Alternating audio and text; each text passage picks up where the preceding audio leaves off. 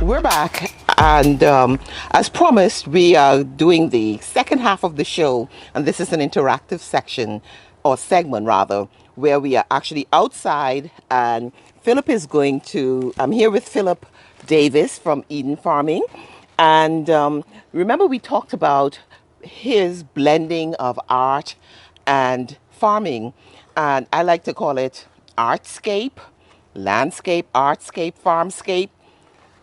Here is this wonderfully beautiful planter that he has made. He has painted it for me wonderfully. He knew he was coming to an art studio, so he rendered this beautiful planter for me in my favorite color, blue. So, Philip, let's talk about this farming, this planter, and what's in it. I have my tools, ladies and gentlemen. I love tools, and I kind of like digging in the dirt as well. So Philip is going to guide me on how I should maintain this planter, what kinds of vegetables and fruits are in this planter.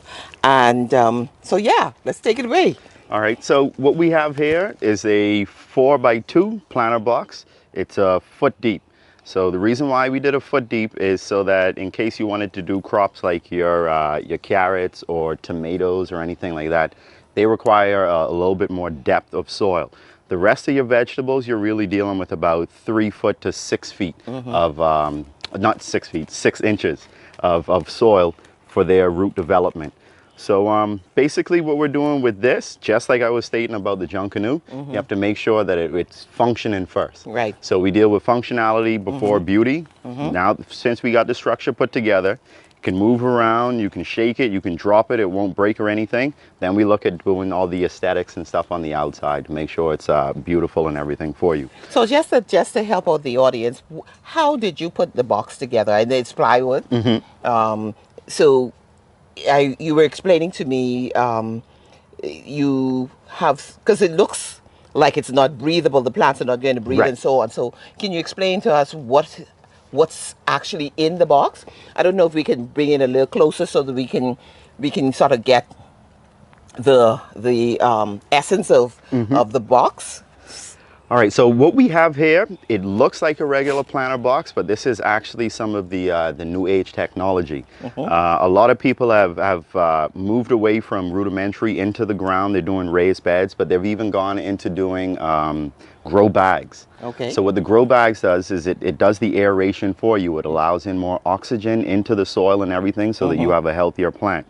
So how this box is actually set up, I have the planks of wood at the bottom, leaving about 2 inches or 3 inches gaps in between each one with the fabric liner on it, and then the soil is in it. So what that allows is for your proper drainage of the water to go through, but then it also allows that oxygen to seep up and in. Right. All right. So inside this particular planter box, what we have are 2 mints on the ends. We got spearmint and peppermint. Coming further in, we've got our tomatoes, we've got the cucumbers, we've got the parsley. In front of that, we've got our onion chives, and these are things. The onion chives are something that you'll buy from the food store once and never again. Okay. Because what you're going to do is you're going to come in here, crop up, harvest it from right there, and it'll grow right back within 2 weeks. I All right? notice, ladies and gentlemen, sometimes when you purchase those chives in the grocery store, they actually have the root on them already. So you can just take that root and put it in the ground and create your own plant. That is absolutely correct. In the front corners, we've got our blue dwarf kale. Directly in the front, we put in the beet seeds. Those seeds will come up. This will add in your colors and stuff at the end because they're going to have the nice red reaching arms and stuff going out to contrast in with the rest of your green plants in the back. Then we've got our carrot seeds that just popped up in between there. All right. Now, once again, just the same way that we do artwork.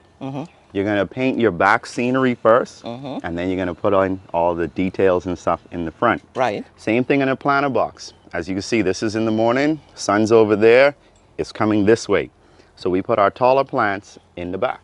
Right. So it's not going to block any of the sun or the UV rays that'll go over to your plants. All right, so once these grow up, These will be nice, and you'll have a nice background to all of your smaller plants in the front, and it's just like a scenery that you painted on the canvas. Absolutely. Now, I know in our discussion you were talking about some plants prefer more direct sunlight as opposed to some others. Right. Lettuce and so forth Right. doesn't necessarily need that heavy sunlight to grow. Yeah, lettuce and other leafy greens, the delicate ones, they actually don't like temperatures above 80, 85 degrees. Okay. So something like this will cause them to go to bolt. And what bolt is it changes the plant from a female to a male. Ooh. And it becomes bitter. Ah. All right. Cool. So that's what ends up happening. So in terms of maintenance of this box now, because when you leave here, I have to maintain this. And I've been told I don't necessarily have a green thumb.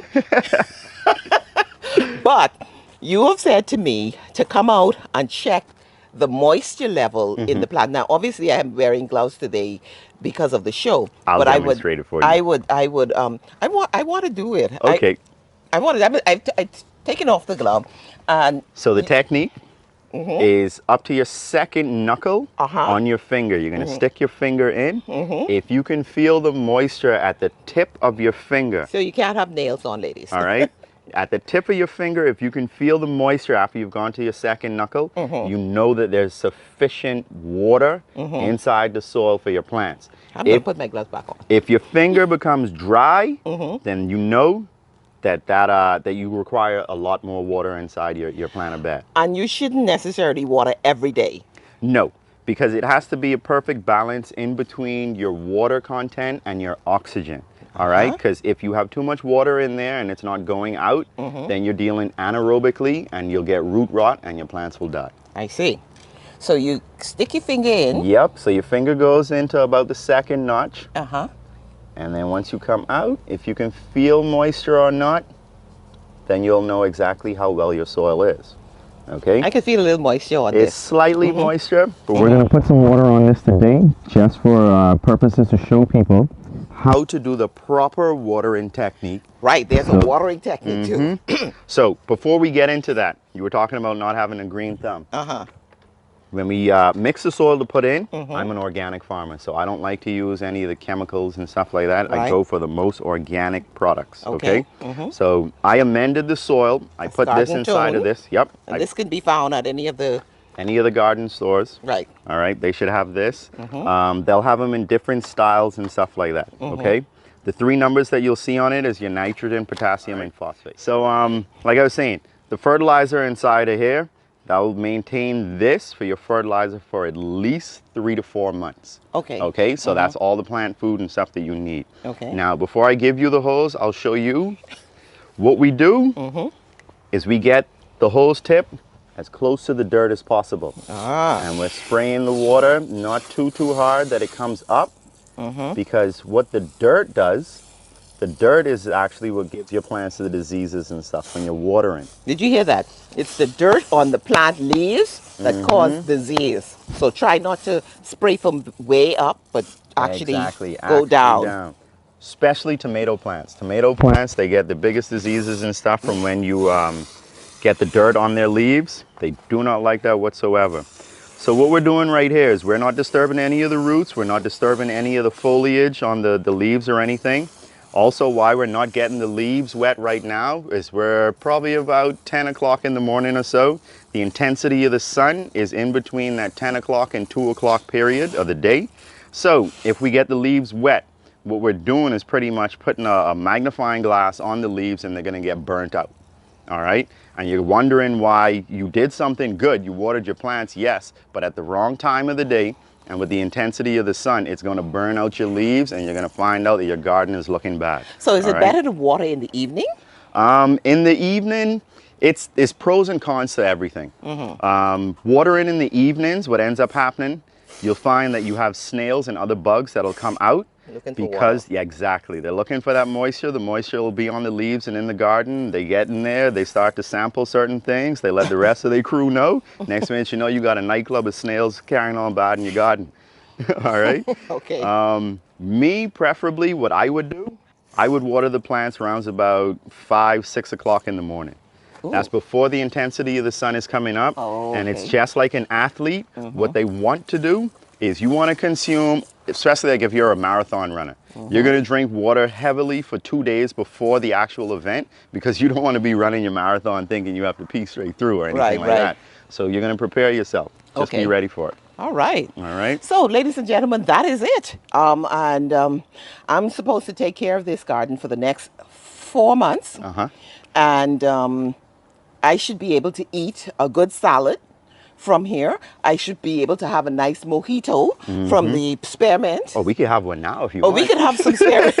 we could have some spearmint off of here now. And that's the other kind of mint. That's peppermint. Peppermint. And certainly I can have some parsley now to garnish my meal. And as soon as these come up a little bit, I should be able to have those as well to eat. So, ladies and gentlemen, that is the essence of backyard garden provided by Eden Farms.